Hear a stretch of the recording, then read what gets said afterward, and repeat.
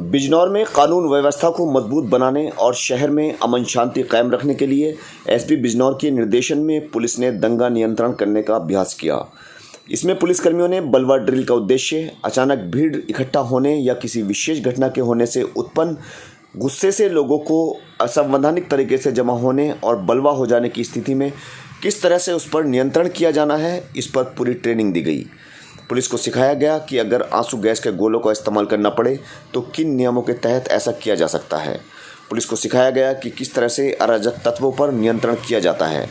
पहले भीड़ को समझाने का प्रयास किया जाता है, LIU को भेजकर स्थिति की रिपोर्ट ली जाती है और उसके बाद भी स्थिति नियंत्रण में न होने पर फायर ब्रिगेड की गाड़ियों से भीड़ पर ठंडे पानी की बौछार कराई जाती है। फिर भी भीड़ काबू न दे तो फिर आंसू गैस के गोले दागे जाते हैं।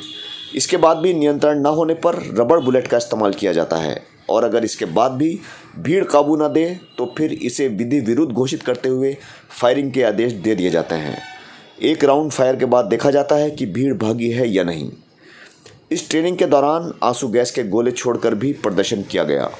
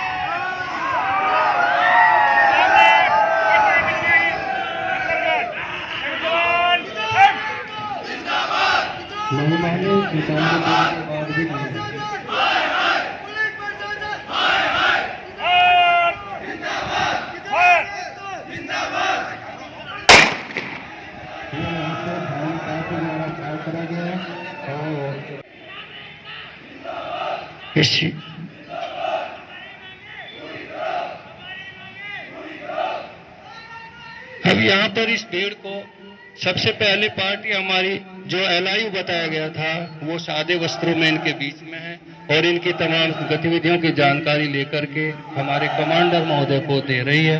साथ ही जब ये मौके पर आ रही है भीड़ तो हमारे यहाँ पर मौके पर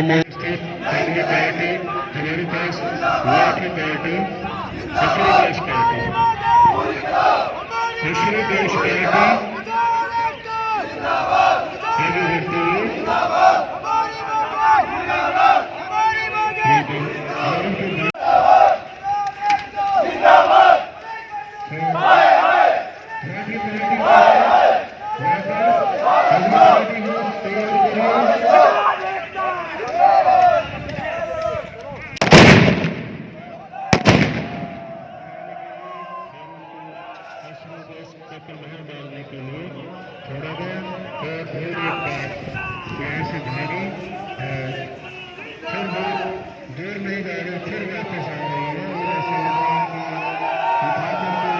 वापस फेस को करना पड़ेगा और ये पत्थरबाजी का सिलसिला फिर गैस पार्टी स्टॉप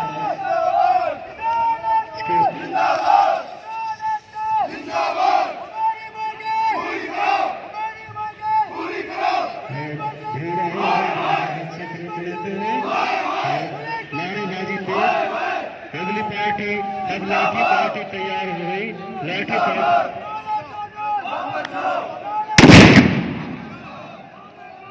ड्रिल का ट्रेनिंग के तौर पर आयोजन किया गया। इसमें ज़्यादातर ड्रिल या ट्रेनिंग के समय हम लोग बातचीत के दौरान काफ़ी हास्यास्पद स्थिति उत्पन्न करते हैं और लगातार कमेंट करते हैं, जैसा ग्राउंड पर नहीं होता है।